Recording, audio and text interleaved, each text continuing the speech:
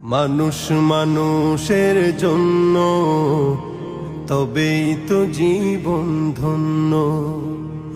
মানুষ মানুষের জন্য, তবেই তো জীবন ধন্য।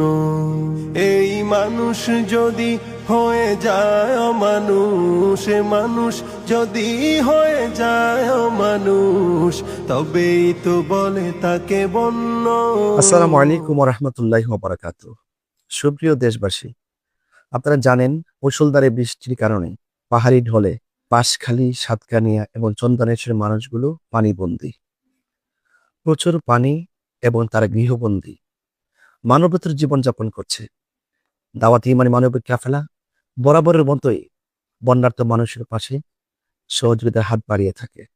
একটি কথা বলতে চাই, আসলে বাঁশখালীতে মেইন রোডের পাশে প্রত্যন্ত এলাকায় অনেকগুলো গ্রাম আছে, যে গ্রামগুলোতে যাওয়া খুব দুষ্কর।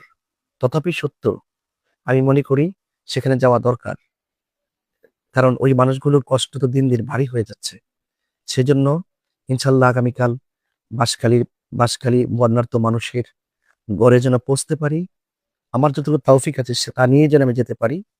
এবং দেশ এবং প্রবাসে যারা রয়েছেন, আপনারা বরাবরের মতনই আমরা যখন মানবিক কাজগুলো করি, আপনারা আমাদেরকে সহযোগিতা করে থাকেন।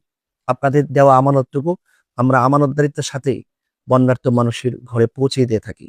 তা আপনারা যদি কেউ আমাদের মাধ্যমে আপনাদের সেই ত্রাণ সামগ্রী অর্থাৎ ভালোবাসার সামগ্রীর উপহারটুকু দিতে চান, ইনশাল্লাহ আমার ইনবক্সে স্ক্রিনে যে নাম্বারগুলো আছে সেই নাম্বার আপনাদের সহযোগিতা পাঠাবেন।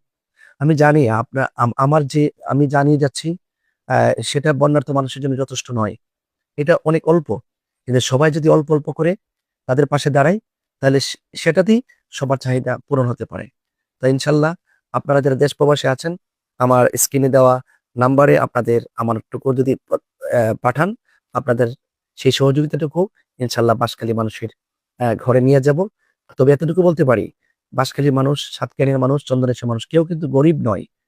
আজকে বন্যায় কবলিত মানুষগুলো পরিস্থিতি শিকার, যেটা আগামীকাল আমারও হতে পারে।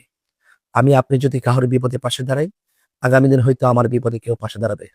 জয় হোক মানবতার। ইনশাল্লাহ দাওয়াত ইমানি মানবিক কাফেলা বরাবরই বন্যার্ত মানুষের পাশে ছিল, আছে, ইনশাল্লাহ থাকবে। আমাদের কার্যক্রম চলছে। আগামীকাল বাঁশখালীবাসীর সাথে ইনশাল্লাহ ধারাবাহিক দেখা হবে। আল্লাহ যেন আমাকে সহি সালামতে মানুষের কল্যাণে নিজেকে নিবেদিত করে তৌফিক দান করে। আমিন। আসসালামু আলাইকুম ওয়া রাহমাতুল্লাহি ওয়া বারাকাতুহু।